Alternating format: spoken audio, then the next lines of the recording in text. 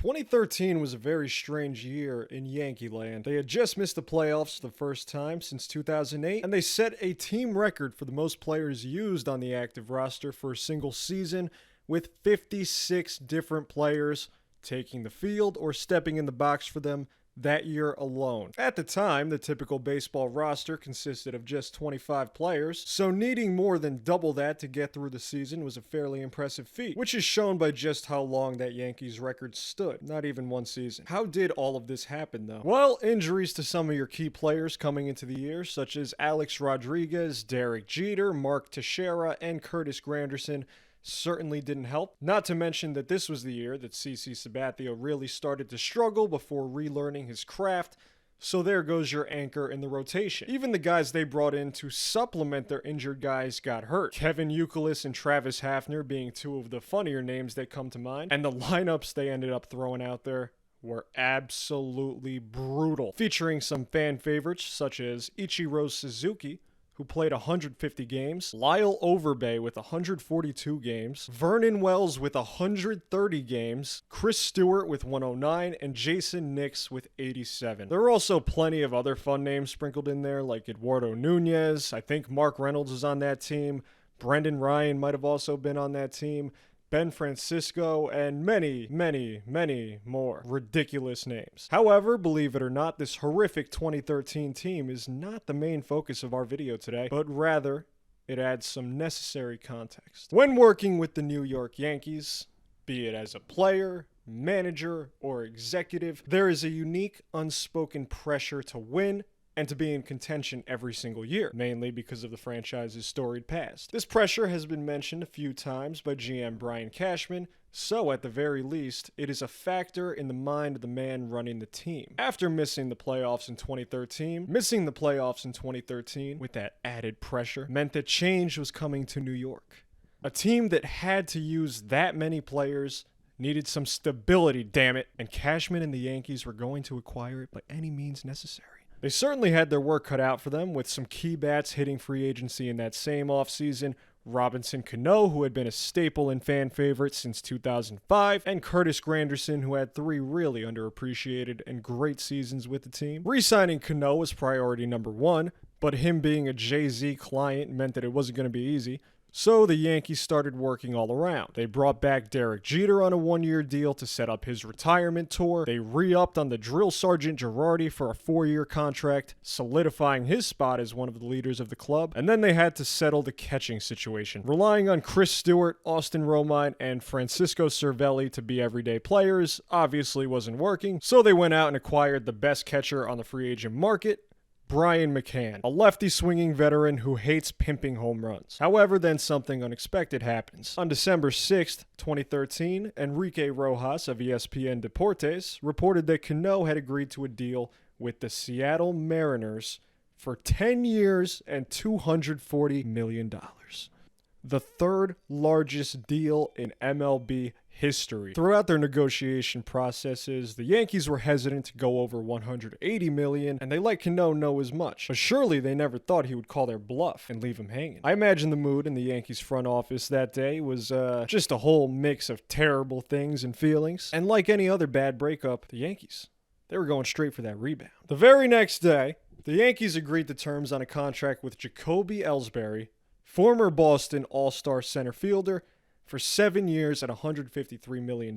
In a hard pivot from Cano, they took the deal they wanted to give him, offered it to Ellsbury, and he very quickly snatched it up. In layman's terms, the Yankees lost out on re-signing their uber-consistent second baseman who averaged about 160 games a year for a center fielder that seemingly forgets how to play baseball every other year. More on that later. Of course, this wasn't the final move of the Yankees offseason. Far from it, as they also made moves to sign geriatric Carlos Beltran, signing the rising star pitcher out of Japan, Masahiro Tanaka, and also extending Brett Gardner for another 5 years. The actual players they got to fill in for Robinson Cano at second base were Kelly Johnson and Brian Roberts, 2 guys not exactly in their prime. So it's pretty interesting that their strategy to compensate for the loss of one of the best players in the league was to just get, whoever. The whole priority seems like it was just to get a body over there.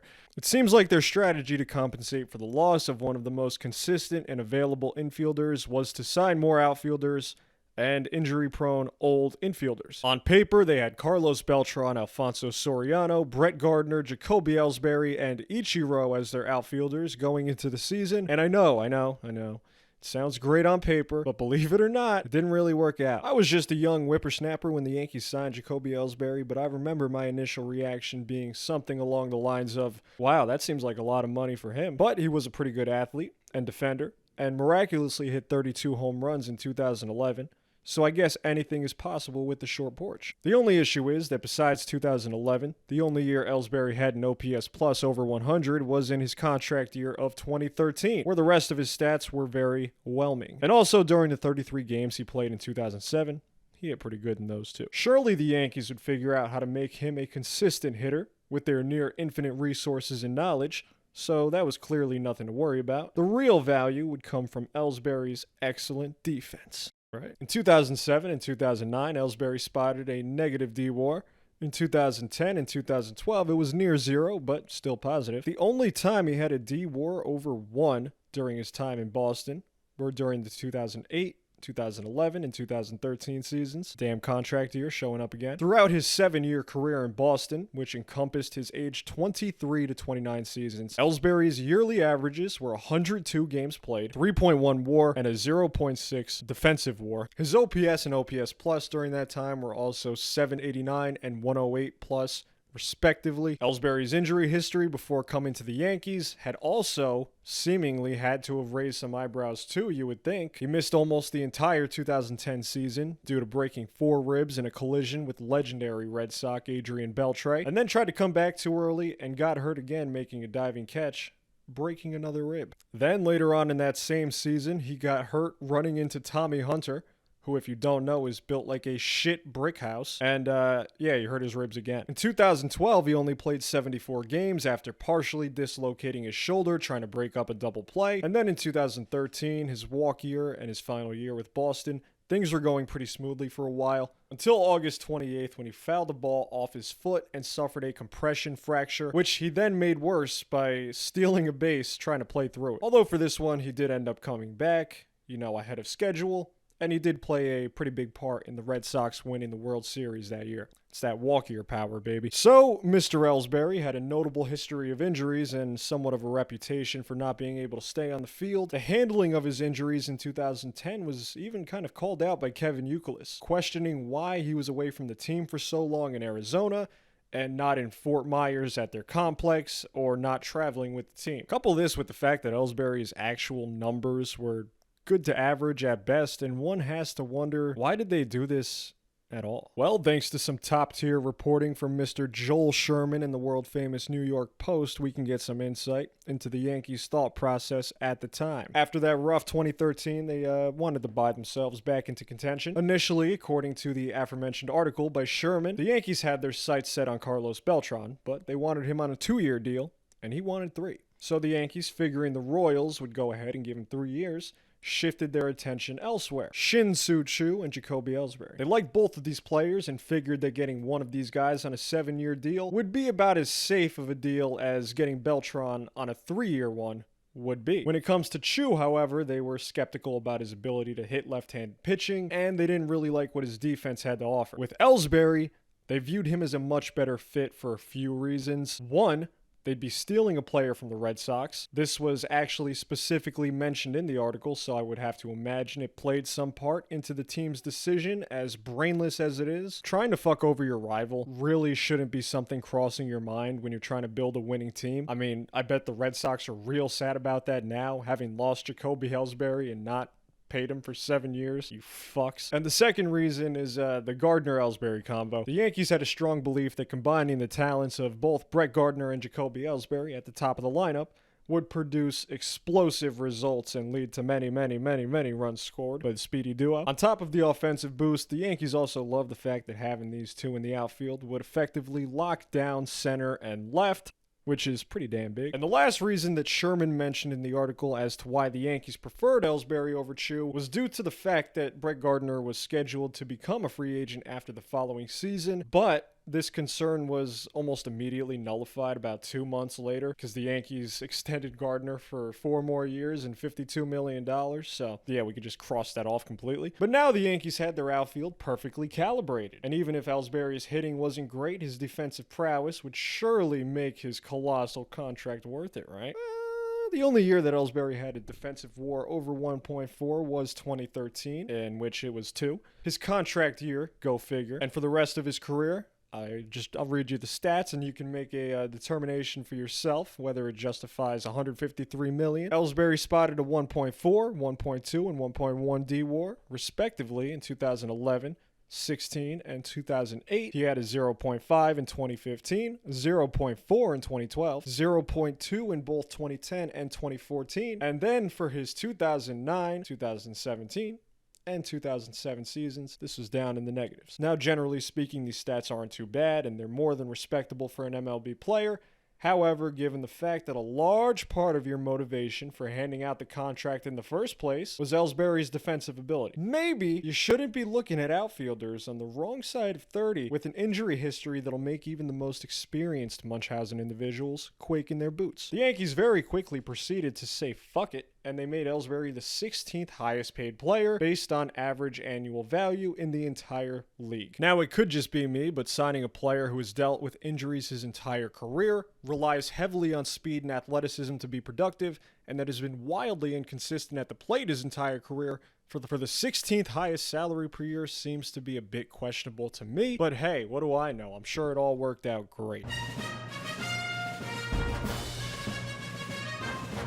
So going into 2014, the Yankees' massive spending over the offseason had the team and their fans primed and ready to go for another championship run with their newly formed core, just like they did in 2009. And 2014 was definitely a season with some great moments, the emergence of Dellin Betances, Masahiro Tanaka's dominant start to start his career, and many more. But 2014 ended up being yet another complete roller coaster of a season that honestly deserves its own video, just to explore how much of a mess it was.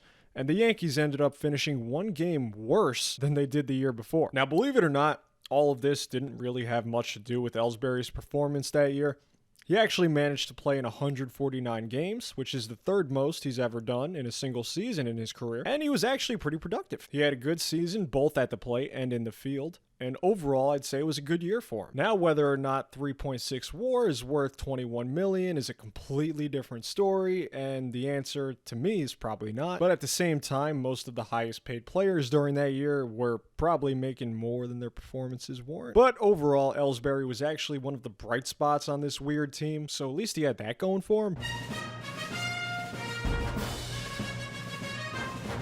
Moving on to 2015, it was yet another year surrounded by question marks all over the roster, and this is where the Ellsbury injury bug first reared its ugly head in his Yankee years. It started late in spring training, with Ellsbury suffering from a mild oblique strain that kept him out of the action for about a week, but then he got healthy enough to play on opening day. However, about a month later, he aggravated his hip trying to make a diving catch, which only kept him out for a couple of games. However, the bug wasn't done there, as it struck once again yet around a month later, when on May 19th, Ellsbury seemingly tweaked his knee swinging the bat in the fourth inning of a game against the Nationals, and later testing revealed it to be an LCL strain, who knows what that is, and Ellsbury ended up missing 2 months of playing time. And also, the remainder of his 2015 ended up being a complete disaster.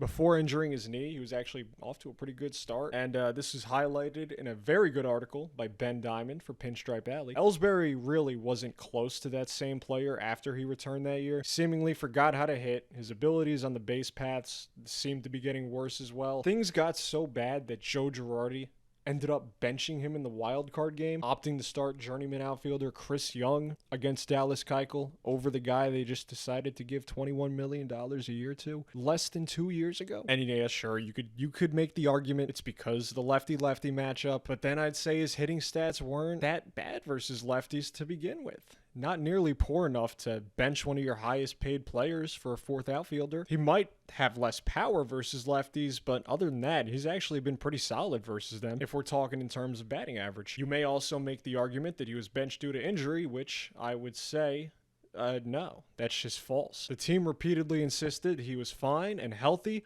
since coming back from the hip injury, and Brendan Cootie wrote an article for NewJersey.com that quoted Joe Girardi in the 2015-16 offseason winter meetings, in which he said that maybe Ellsbury's struggles were more due to lingering thoughts of the injury in the back of his mind rather than the injury itself. So basically, he was saying that Ellsbury is just psyching himself out. But in that same interview, Girardi also voiced his trust that Ellsbury would bounce back the next year and be a lot more like the player he was pre-knee injury. You know, closer to how he played in the beginning of the 2015 season. And I hate to be that guy, but spoiler alert, it didn't happen. Ellsbury actually managed to play 148 games in total during the 2016 season, which is only one behind from his total in 2014, which was probably his best season with the Yankees. And had you told the Yankees brass that Ellsbury would manage to play this many games, they'd probably be ecstatic. A full year of their star in terms of salary, playing healthy and to the best of his ability. The only issue is Ellsbury ended up playing much closer to his post-injured 2015 counterpart than his successful 2014 season. His hitting ability once again fell off the face of the earth, and it was a full season of mediocrity for both Ellsbury and the Yankees. $20 million in 2016 for a solid 2.7 BWAR. But hey, at least he stayed healthy for the most part. 2017 was a big year for Jacoby Ellsbury. The Yankees had decided by that point to start rolling with the baby bombers, such as Aaron Judge, Greg Bird, Gary Sanchez, with more youngins not too far away from the big leagues. The outfield in particular was one of the Yankees' positions with the most depth, with the names such as previously mentioned Aaron Judge, and of course homegrown fan favorite Brett Gardner. They had a then up-and-coming young Aaron Hicks, and newly acquired top prospect Clint Frazier. The walls were closing in on Jacoby Ellsbury, and he needed to have a good season to solidify his future as a Yankee, or someone was going to take his job. For the first few months of the season, things were going relatively smoothly. Ellsbury was playing, and he had some timely hits. But in late May, he made a great catch in a game against the Royals, and ended up smacking his head into the wall, giving him a concussion.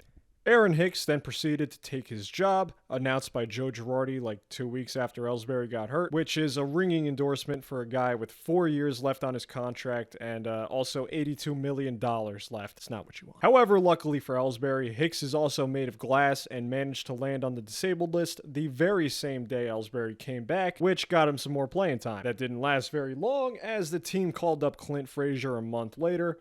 And you're not going to call up a 22-year-old top prospect and let him rot away on the bench. So, back to the bench it was for Mr. Els Bells. He actually ended up having a really solid final month of the season, which helped the Yankees with their final push to secure a spot in the playoffs. And when they did make it to the playoffs, Ellsbury contributed to their near pennant clinching run by going 0 for 9 with 2 walks and just 1 run scored throughout the entire playoffs that year. $21 million, by the way.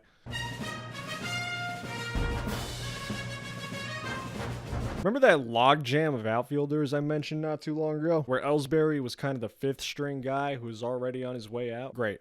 So imagine that again, but now throw prime Giancarlo Stanton into the mix, and it's not looking too good for Jacoby Ellsbury. You see, the thing is, despite us not being able to possibly know it at the time, we had actually seen the last of Jacoby Ellsbury in the famous Yankee pinstripes. But his saga with the team was not quite done yet. The injury bug struck early into the 2018 season, with Ellsbury being sidelined on March 2nd with an oblique injury. This was exacerbated by the fact that Ellsbury caught the flu in the middle of spring training, which set back his timeline to return, and eventually he ended up missing opening day. After that, the team revealed that there was something wrong with his hip, and then he kind of just disappeared into some weird injury shadow realm of irrelevance. We didn't hear much of anything about Ellsbury, other than him reassuring the press that he'll be back at some point this year, until August. And on the 7th of August, the team actually announced that, oops, he has a torn labrum, and he's going to be out for 6 more months, minimum. And this is where I have some questions. How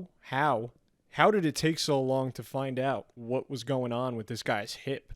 If his hip had been bothering him since April, why did no one think to check the part where the bone sockets into place? 4 months to figure that out just seems to indicate either major incompetence or straight up malpractice, especially when you take into account some of the Yankees' other medical misadventures like Clint Frazier concussions, Mark Teixeira's broken leg, Anthony Rizzo's concussion, Luis Severino's whole career, and more, which could probably also get its own video at some point. If you want to know how bad it really is, Aaron Judge, the team's captain, leader, best player, literally has his own doctor to work with him. Not exactly a vote of confidence for the medical staff the organization employs.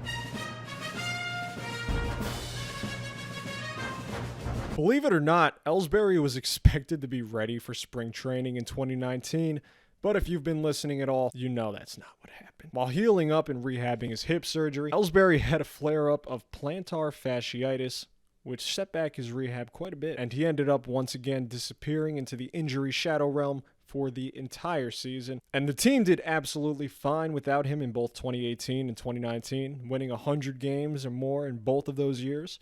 So once the season is over on November 20th, 2019, the Yankees officially released Jacoby Ellsbury, ending an era in New York. Or so we thought. Turns out when the Yankees finally did release Ellsbury, they really didn't want to pay him that remaining $26 million.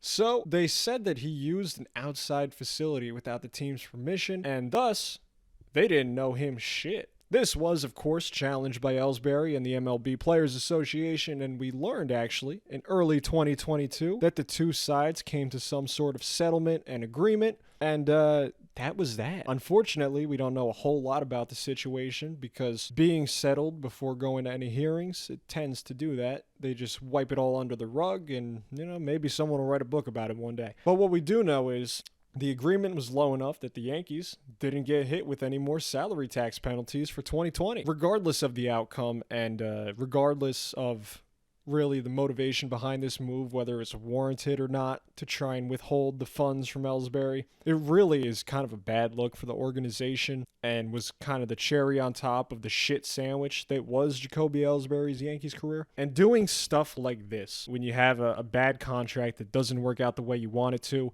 stuff like this is what scares off other top players from wanting to sign and be a part of your team. So it's not only bad enough that the actual contract itself was a complete disaster, but the Yankees couldn't even handle the release, They couldn't make that easy. I really hope we do find out more about that whole situation one day, though, because I'm sure it's real juicy. So to summarize what I've been ranting about for the last, I don't know, whoever the fuck knows how long, the Yankees decided it would be a good idea to sign an often injured player whose only consistent trait as a player was being inconsistent. They gave him a 7-year deal on the wrong side of 30 for a skill set that already doesn't age well in most players. And they also had Brett Gardner, who, as I said before, is a better and cheaper version of Jacoby Ellsbury, or at least the player Ellsbury was. And I understand when people say, it's easy to play armchair QB after the fact, but in this case, I gotta call bullshit on that. I might have been 12 years old when this signing happened, and even my dumbass could see that this is a weird move. The reaction from Yankees fans at the time was split, and I only wish I could have been more, cognitively capable when this did happen, so I could have, properly processed how stupid it all was. But all in all, Jacoby Ellsbury's contract is definitely one of the worst in Yankees history, and his tenure on the team will forever be a black mark on the resume of Brian Cashman and Hal Steinbrenner. So yeah, they really fumbled the bag on this one. Let me know what you want me to talk about next. Go crazy in the comments. Donaldson trade will be the next one most likely. After that, I'm open to suggestions. Hit me with it. Peace.